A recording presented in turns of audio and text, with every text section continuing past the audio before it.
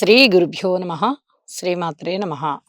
28 July నుంచి 3 August వరకు గల కాలానికి రాశి ఫలితాలు తెలియచెప్పుకుందాము.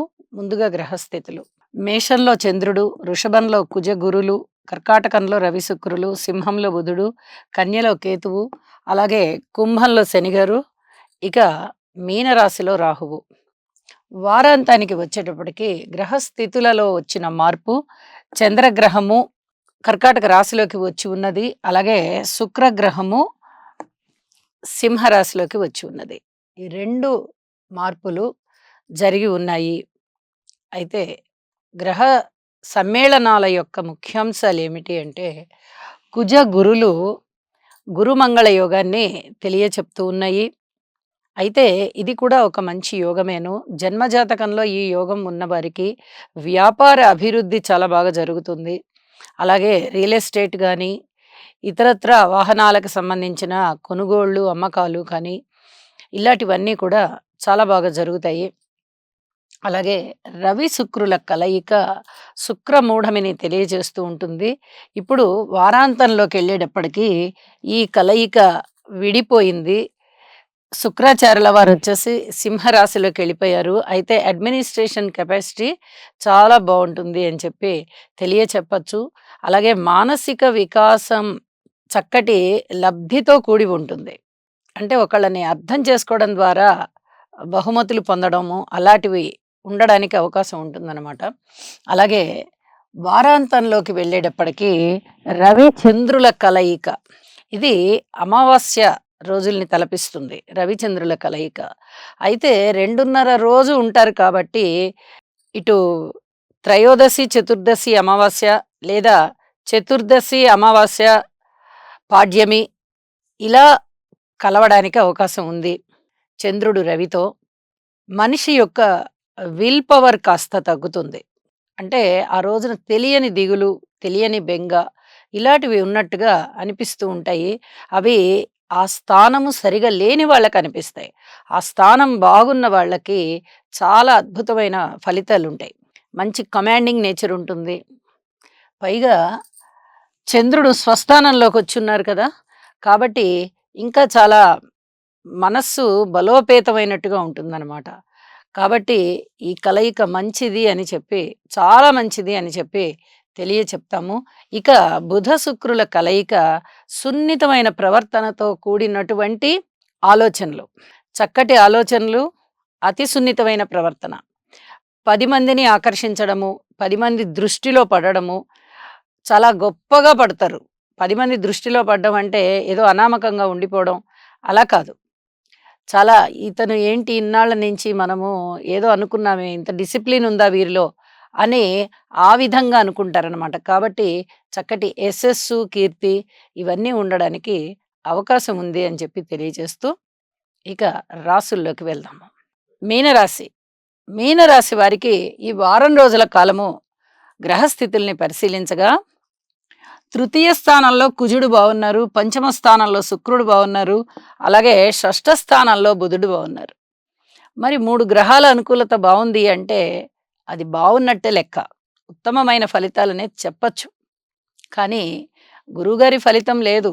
ఏలినాటి శని ప్రారంభం అయ్యి ఉన్నది. వ్యయస్థానంలో శనిగారి సంచారము, రాశిలో రాహు సంచారము, సప్తమంలో కేతు సంచారము, ఇవి అనుకూలత లేని కారణం చేత ఇక్కడ గ్రహ గమనాల యొక్క బలాలని పెంచుకోవాల్సిందిగా సూచన చేస్తున్నాను.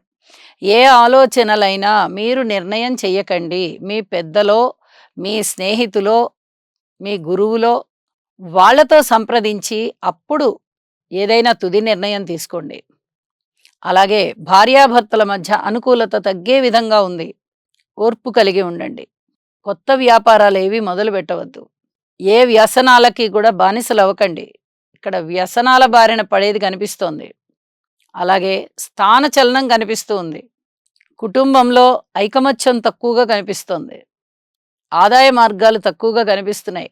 అన్నదమ్ముల సహాయ సహకారాలు ఉంటాయి, కానీ మీ సంకల్ప బలం అనేది తగ్గుతోంది. సహాయం చేసేవాళ్ళు ఉంటారు, మీ మనోబలం అంత సహకరించట్లేదు. పబ్లిక్ రిలేషన్ విషయంలో జాగ్రత్తగా ఉండాలి. అలాగే మాతృవర్గ రీత్యా ఓర్పు కలిగి ఉండాలి. సంతాన రీత్యా చాలా చాలా బావుంది. సంతానం అనుకూలమైన ఫలితాలను ఇస్తున్నారు. పంచమంలో శుక్రాచార్యుల వారు చాలా అనుకూల స్థితిలో ఉన్నారు. ఇక ధనం విషయంలో మీకు ధనం సర్దుబాటు అవుతుంది. అంటే రుణం పెరగడానికే అవకాశం ఉంది. పాత రుణాలు తీరుతాయి. కొత్త రుణాలు చేస్తారు. ఉద్యోగ జీవితంలో మీ ప్రతిభ, ఆ ప్రతిభా సామర్థ్యాలు మళ్ళీ మళ్ళీ ప్రదర్శిస్తూ మీరు మీ పై అధికారుల మన్నన పొందుతారు. ఇది చెప్పదగ్గ సూచన. అయితే దానివల్ల ఇతరత్రా లబ్ధి ఏమీ ఉండదు. ప్రశంసలుంటాయి. ఇది మీ మానసికోల్లాసానికి కారణమవుతుంది. అయితే కొత్త వ్యాపారాలేమీ మటుకు మొదలుపెట్టొద్దు. ఇది చాలా చెప్పదగ్గ సూచన. సప్తమం అంత బాగాలేని కారణం చేత వ్యాపారాలిప్పుడు లాభించవు మీకు. ఉన్న వ్యాపారాలే చాలా జాగ్రత్తగా చూసుకోవాల్సిన పరిస్థితి ఉంది. ఆరోగ్య విషయంలో కొద్దిగా అనారోగ్యం పాలయ్యే సూచనలు కనిపిస్తూ ఉన్నాయి. ఔషధ సేవ అవసరం పడుతోంది. కంటికి సంబంధించి లేదా పంటికి సంబంధించి లేదా వెంట్రుకలకి సంబంధించి ఏదైనా మందులు వాడడమో డాక్టర్ సూచనలో అవసరం కనిపిస్తోంది. స్త్రీల విషయంలో విష్ణు సహస్రనామ పారాయణ చాలా బాగా మేలు చేస్తోంది. తప్పనిసరిగా చదువుకోవాల్సిందిగా సూచన చేస్తున్నాను. కార్మికులు, కర్షకులు, నేత పనివారు, చేతి వృత్తుల వారు ఇత్యాది వారందరికీ కూడా వాళ్ళ కాయ కష్టం వాళ్ళకి బాగా అక్కరికొచ్చే విధంగా ఉంది.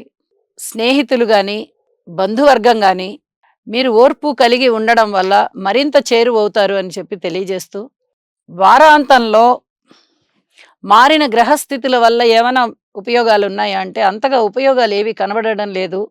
వార ప్రారంభంలో ఉన్నటువంటి ఫలితాలే కొనసాగుతూ ఉన్నాయి కాబట్టి ఈ చెప్పిన పరిహారాలలో కనీసం కొన్నైనా పాటించండి అని చెప్పి తెలియజేస్తూ సర్వే జనా సుఖినో భవంతు. శనిగ్రహం యొక్క అనుకూలత కొరకు నీలాంజన సమాభాసం రవిపుత్రం యమాగ్రజం ఛాయామార్తాండ సంభూతం తం నమామి శనైశ్చరం. ఓం క్రాం క్రీం క్రౌం సహ శనయే నమః.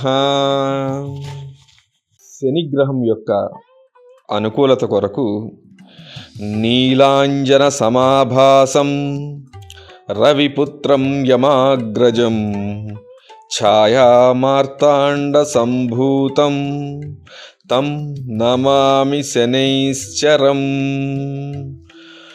ఓం